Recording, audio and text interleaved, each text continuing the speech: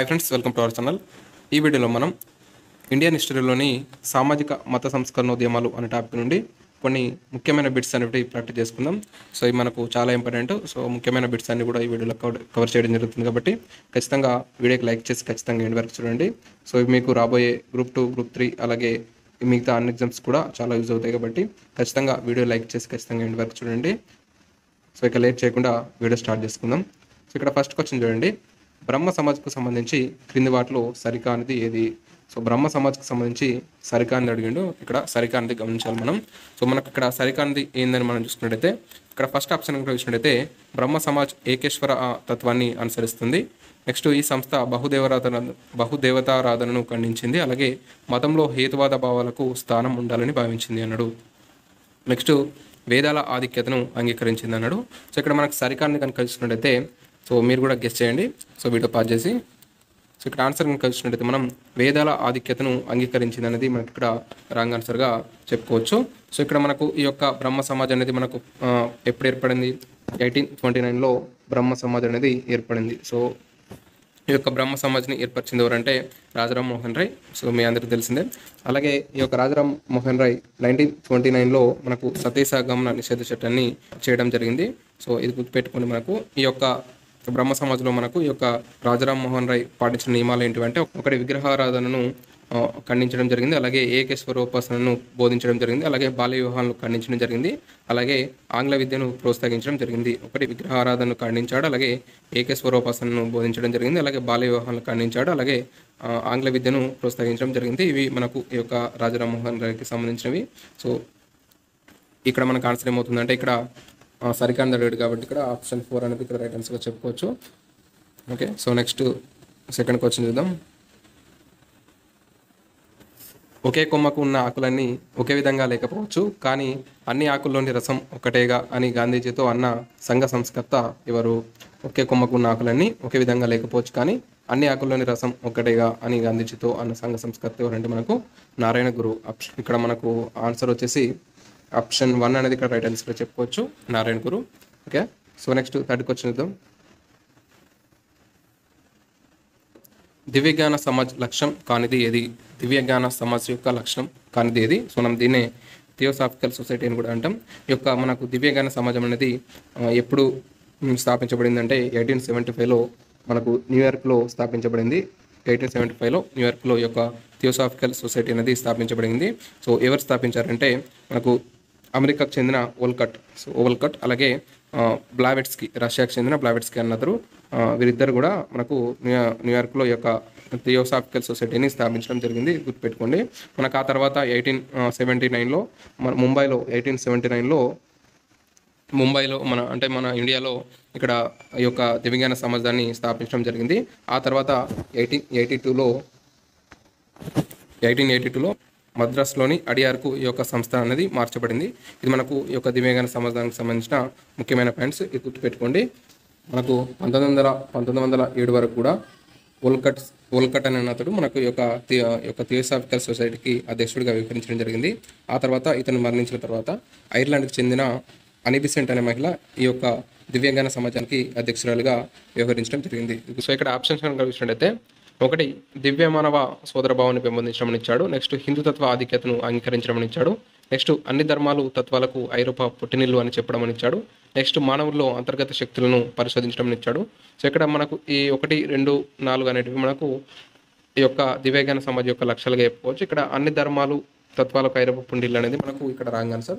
So ఇక్కడ మనకు option 3 అనేది ఇక్కడ రైట్ ఆన్సర్గా చెప్పుకోవచ్చు. ఆప్షన్ 3 అనేది ఇక్కడ మనకు రైట్ ఆన్సర్. సో విశ్వమానవ సోదరభావాన్ని పెంపొందించడం, హిందుతత్వ ఆధిక్యాన్ని అంగీకరించడం, అలాగే మానవుల్లో అంతర్గత శక్తులను పరిశోధించడం అనేది మనకు దివ్యజ్ఞాన సమాజం యొక్క లక్ష్యాలుగా చెప్పుకోవచ్చు. ఓకేనా? సో ఆప్షన్ 3 అనేది ఇక్కడ మనకు రైట్ ఆన్సర్. ఓకేనా? అనుష్ఠాన్ అనే పేరుతో కరపత్రాలు ప్రచురించిన సంఘ సంస్కర్త ఎవరు? అనుష్ఠాన్ అనే పేరుతో కరపత్రాలు ప్రచురించిన సంఘ సంస్కర్త ఎవరంటే మనకు రాజారాం మోహన్ రాయ్ అనేవారు మనకు ఈ యొక్క అనుష్ఠాన్ అనే పేరుతో కరపత్రాలను ముద్రించడం జరిగింది. ఓకేనా? సో నెక్స్ట్ 5th క్వశ్చన్ చూద్దాం. మానవ సేవయే మాధవ సేవ అనే భావాన్ని వ్యక్తీకరించిన వ్యక్తి ఎవరు? మానవ సేవే మాధవ సేవ అనే భావాన్ని వ్యక్తీకరించిన వ్యక్తి ఎవరంటే మనకి ఇక్కడ ఆన్సర్ వచ్చేసి రామకృష్ణ పరమహంస అనేది ఆన్సర్గా చెప్పుకోవచ్చు. ఈ యొక్క మానవ సేవ మాధవ సేవ అనే భావాన్ని వ్యక్తీకరించిన వ్యక్తి రామకృష్ణ పరమహంస. ఓకేనా? సో నెక్స్ట్ 6th క్వశ్చన్ చూద్దాం. కింది వాటిలో అంబేద్కర్ నిర్వహించిన దేవాలయ ప్రవేశ ఉద్యమాన్ని గుర్తించండి. సో అంబేద్కర్ నిర్వహించిన దేవాలయ ప్రవేశ ఉద్యమాలు మనం చూసినట్లయితే ఇక్కడ అమరావతి ఉద్యమం అనేది, అలాగే ఇక్కడ అమరావతి ఉద్యమం మరియు పూణే ఉద్యమం, అలాగే నాసిక్ ఉద్యమం, ఇవన్నీ కూడా మనకు రైట్ ఆన్సరే. సో కాబట్టి ఇక్కడ 5 అనేది మనకి ఇక్కడ రైట్ ఆన్సర్ చెప్పుకోవచ్చు. అంబేద్కర్ నిర్వహించిన దేవాలయ ప్రవేశ ఉద్యమం ఏదంటే ఇక్కడ అమరావతి ఉద్యమం, పూణే ఉద్యమం, నాసిక్ ఉద్యమం, ఈ 3 కూడా ఉద్యమాలే. సో కాబట్టి ఇక్కడ మనకు ఆన్సర్ అనేది 5 అనేది ఇక్కడ రైట్ ఆన్సర్గా చెప్పుకోవచ్చు. ఓకేనా. సో నెక్స్ట్ 7th క్వశ్చన్ చూద్దాం. కింది సంఘ సంస్కర్తల్లో ఎవరు సామాజిక సంస్కరణ తప్ప మత సంస్కరణ చేయలేదు? సామాజిక సంస్కరణ తప్ప మత సంస్కరణ చేయని వారు ఎవరంటే మనకు ఇక్కడ ఆన్సర్ వచ్చేసి ఈశ్వర్ చంద్ర విద్యాసాగర్. సో ఈశ్వర్ చంద్ర విద్యాసాగర్ మనకు సామాజిక సంస్కరణ తప్ప మత సంస్కరణ చేయలేదు. సో ఈ యొక్క ఈశ్వర చంద్ర విద్యాసాగర్ అనే అతడు మనకు 1856లో వితంతు పునర్వివాహ చట్టాన్ని తేవడం జరిగింది. ఇది మనకు అందరికీ తెలిసిందే. సో నెక్స్ట్ 8th క్వశ్చన్ చూద్దాం. మన మతం మన వంటింట్లోది అని అన్నది ఎవరు? సో మన మతం మన వంటింట్లోది అని అన్నది ఎవరంటే మనకు స్వామి వివేకానంద. స్వామి వివేకానంద. సో కాబట్టి ఆన్సర్ మనకు ఆప్షన్ 1 అనేది ఇక్కడ రైట్ ఆన్సర్గా చెప్పుకోవచ్చు. మన మతం మన వంటింట్లోది అని అన్నది స్వామి వివేకానంద. ఓకేనా. సో నెక్స్ట్ క్వశ్చన్ అయితే ఇక్కడ చూడండి. రామకృష్ణ పరమహంసకు దేనిపై చిన్నప్పటి నుంచి ఆసక్తి ఎక్కువగా ఉండేది? రామకృష్ణ పరమహంసకు దేనిపై చిన్నప్పటి నుంచి ఆసక్తి ఎక్కువగా ఉండేది అంటే మనకి ఇక్కడ ఆన్సర్ వచ్చేసి శిల్పకళ. సో శిల్పకళపై ఈ యొక్క రామకృష్ణ పరమహంసకు చిన్నప్పటి నుండి ఆసక్తిగా ఉండేది. ఇక్కడ మనకు ఆన్సర్ ఆప్షన్ 3. ఓకేనా. సో నెక్స్ట్ 10th క్వశ్చన్ చూడండి. స్వామి వివేకానంద హాజరైన చికాగో సమావేశం జరిగిన సంవత్సరం. సో మనకు ఇది చాలా రిపీట్ అయిన క్వశ్చన్ చాలాసార్లు. సో స్వామి వివేకానంద హాజరైన చికాగో సమావేశం వచ్చేసి మనకు 1893 అనేది ఇక్కడ మనకు రైట్ ఆన్సర్ చెప్పుకోవచ్చు. ఆప్షన్ 2 అనేది ఇక్కడ రైట్ ఆన్సర్. ఓకేనా. సో నెక్స్ట్ 11th క్వశ్చన్ చూసినట్టయితే క్రింది వాటిలో ఒకటి రామకృష్ణుని బోధన కాదు. క్రింది వాటిలో రామకృష్ణుని బోధన కానిది కనుక మనం చూసినట్లయితే మానవ సేవే మాధవ సేవ అన్నది రామకృష్ణ యొక్క బోధనే. మనం ఇంతకుముందుకే చూసినాం. ఈ క్వశ్చన్ వచ్చింది. నెక్స్ట్ అన్ని మతాల లక్ష్యం భగవత్ సాక్షాత్కారం. ఇది కూడా రామకృష్ణుడి యొక్క బోధనే. నెక్స్ట్ సర్వమత సామరస్య సమానత్వం అనేది కూడా ఈ యొక్క రామకృష్ణుడి యొక్క బోధనగా చెప్పుకోవచ్చు. ఇక్కడ మనకు మానవులకు అత్యంత అవసరమైంది దయ అన్నది ఇక్కడ రామకృష్ణుడు కాదు. సో కాబట్టి ఇక్కడ మనకు ఆప్షన్ 4 అనేది ఇక్కడ రైట్ ఆన్సర్గా చెప్పుకోవచ్చు. ఓకేనా. సో నెక్స్ట్ చూసినట్టయితే 12th క్వశ్చన్ చూడండి. భారత్లో దివ్యజ్ఞాన సమాజం పేరు ప్రఖ్యాతులు పొందడానికి కారణం. భారత్లో దివ్యజ్ఞాన సమాజం అనేది పేరు ప్రఖ్యాతులు పొందడానికి కారణం ఏంటో మనం ఇక్కడ చూసినట్టయితే భారతీయులకు దివ్యజ్ఞానంపై ఎప్పటి నుంచో నమ్మకం ఉండడం, అలాగే కర్మ పునర్జన్మలను ఈ సమాజం నమ్మడం, నెక్స్ట్ ఆధ్యాత్మికతకు భారతదేశం పుట్టినిల్లు కావడం అనేది ఇక్కడ రైట్ ఆన్సర్ చెప్పుకోవచ్చు. ఇక్కడ ఇవన్నీ కూడా మనకు రైట్ ఆన్సర్ కాబట్టి ఆప్షన్ 4 అనేది ఇక్కడ రైట్ ఆన్సర్గా చెప్పుకోవచ్చు. భారతీయులకు దివ్యజ్ఞానంపై ఎప్పటి నుంచో నమ్మకం ఉండడం, అలాగే కర్మ పునర్జన్మలను ఈ సమాజం నమ్మడం, ఆధ్యాత్మికతకు భారతదేశం పుట్టినిల్లు కావడం అనేది మనకు భారత్లో దివ్యజ్ఞాన సమాజం అనేది పేరు ప్రఖ్యాతులు పొందడానికి కారణంగా చెప్పుకోవచ్చు. సో నెక్స్ట్ 13th క్వశ్చన్ చూడండి, లాస్ట్ క్వశ్చన్.